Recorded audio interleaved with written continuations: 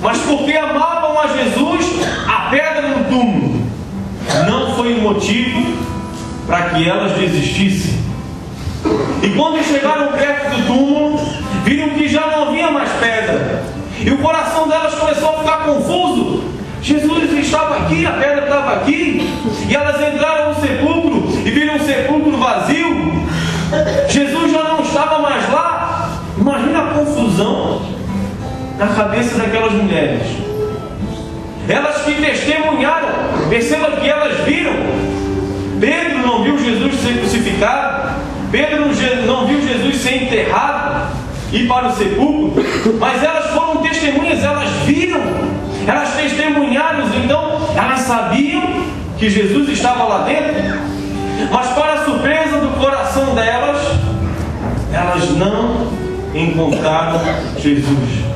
E o coração daquelas mulheres estava tão inquieto que elas não perceberam que aquele jovem de branco, um branco brilhante, elas não perceberam que aquele jovem era um anjo do Senhor, porque o seu coração estava confuso, estava inquieto, e o anjo tentava acalmar aquelas mulheres, mas elas confusas. Jesus ressuscitou, Jesus não está mais aqui, roubaram o corpo de Jesus. E o anjo, olhando para aquelas mulheres, disse o seguinte: olha, fica calma, acalma o coração. Sabe quando a mulher está agitada, né? Imagina 3 juntas agitadas. O anjo nem conseguia falar direito, coitado. Calma, deixa eu falar. Mas elas não escutaram o anjo porque elas estavam falando junto. Eu imagino que elas falavam muito, gente. Cadê Jesus? Jesus não está aqui, roubaram Jesus. Meu Deus, o que a gente vai fazer? Vamos procurar o corpo. Quem é que tirou essa pedra? E elas ficaram se questionando, e o anjo dizendo para ela: olha, Jesus ressuscitou, Jesus de Nazareno ressuscitou, ele já não está mais aqui, mas ele vai encontrar os discípulos na Galileia. E era para essas mulheres avisar os discípulos de Jesus que o Senhor os precederia na Galileia, como ele havia combinado com os discípulos. Perceba que quando Jesus falou para os discípulos: olha, eu vou ressuscitar, mas a gente, após a minha ressurreição, a gente vai se encontrar na Galileia, eu vou aparecer lá para vocês. Quando Jesus falou isso, ele falou somente para os discípulos. Não tinha ali Maria Madalena, não tinha Maria, mãe de Tiago, e não tinha Salomé. Ou seja, quem sabia que Jesus iria aparecer na Galileia? Somente os discípulos. E quando o anjo diz para aquelas mulheres: olha, avisem os discípulos, conta para eles que eu vou aparecer, eu estarei esperando por eles na Galileia. Quando elas falassem isso para os discípulos eles iriam começar: ela viu Jesus mesmo? Porque somente a gente sabia disso. Jesus só tinha contado isso para a gente, que ele iria nos preceder no mar da Galileia. Ele só tinha contado isso para a gente. Como que essas 3 mulheres estão sabendo? Elas não ficaram escutando conversa. Jesus contou somente para a gente. E os discípulos já iriam saber: é verdade, Jesus ressuscitou. Mas nos diz a palavra de Deus que o coração dessas mulheres foi tomado pelo medo. E quando um cristão é tomado pelo medo, um cristão passa a não ser mais cristão. Um cristão que tem medo de anunciar que Jesus ressuscitou é cristão de mentira. E perceba que quando o anjo diz para aquelas mulheres, ele dá uma ordem: olha, avisem aos discípulos, contem, espalhem a notícia: Jesus ressuscitou, o nosso Deus é um Deus vivo.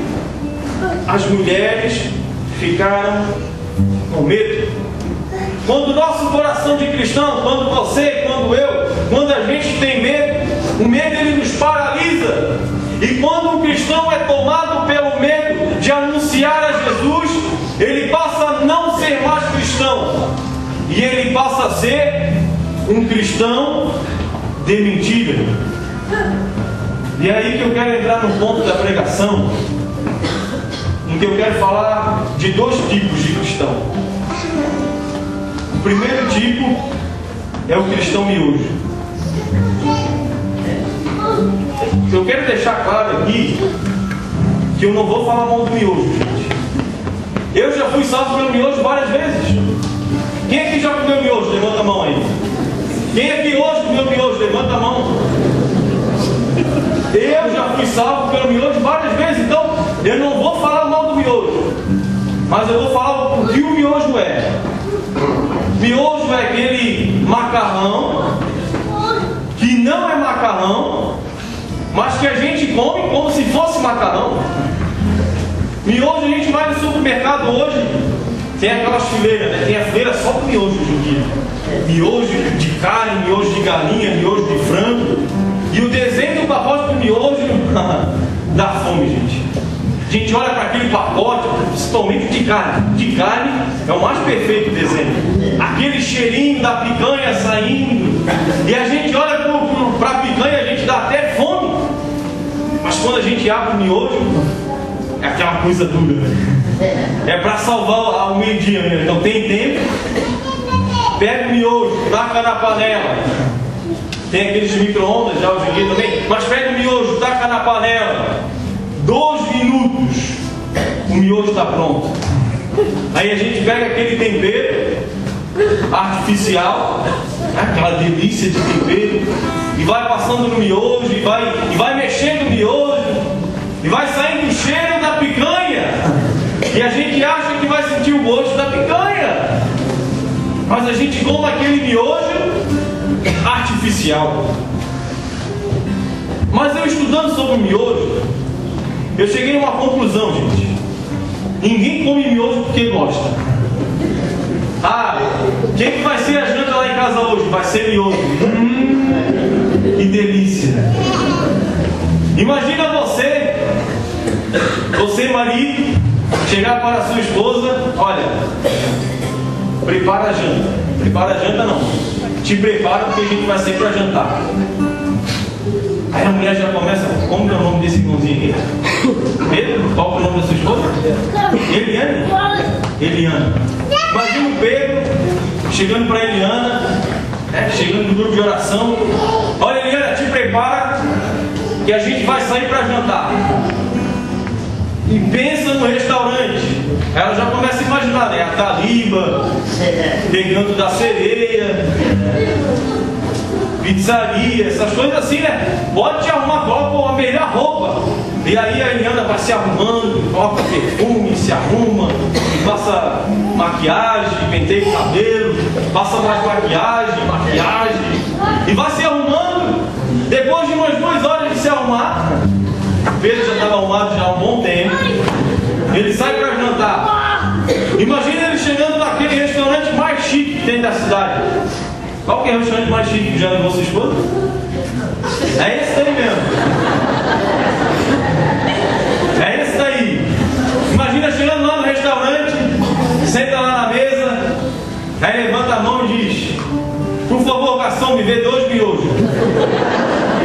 Um para mim e um para Eliana, de picanha. Gente, se ele fizer isso, vai acontecer 2 coisas. Ou ele vai levar um prato de miojo na cara, ou ele vai levar um bom prato de miojo na cara. Ninguém come miojo porque gosta. Eu gosto de comer miojo. Imagina você fazer um aniversário, convidar os parentes, os amigos. O pessoal chegar lá na sua casa para ter miojo.